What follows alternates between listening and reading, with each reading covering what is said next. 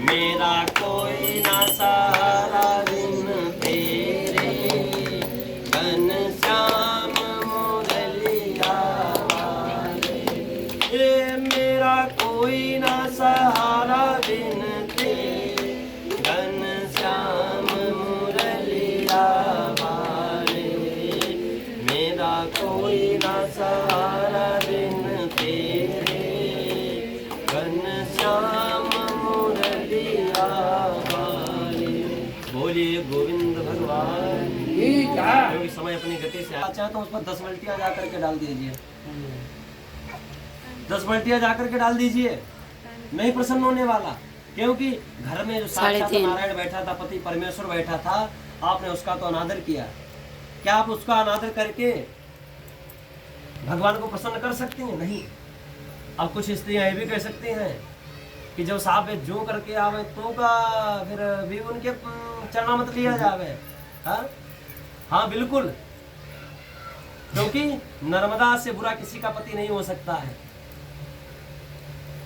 नर्मदा के पति के अंदर जुआ, शराब, वैश्यागमन इत्यादि सारी वृत्तियां थी उसके अंदर।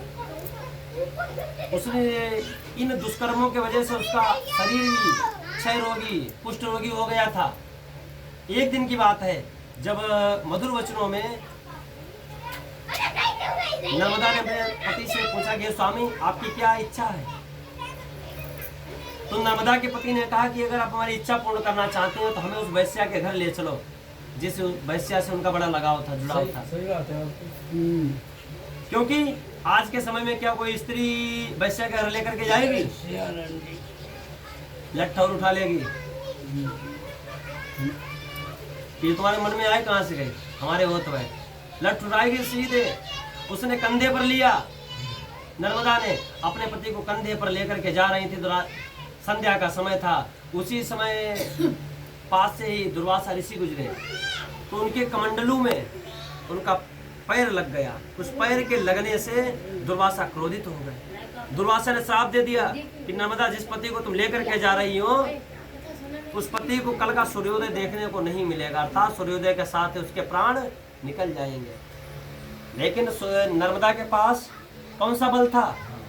कौन सा बल था? सिर्फ पति व्रत। उसने जीवन में कौन सा व्रत धारण किया? न एकादशी व्रत किया, न पूर्णिमा व्रत किया, न द्वादशी व्रत किया, न 16 सोमवार व्रत किया। कौन सा व्रत किया? मात्र पति व्रत धर्म।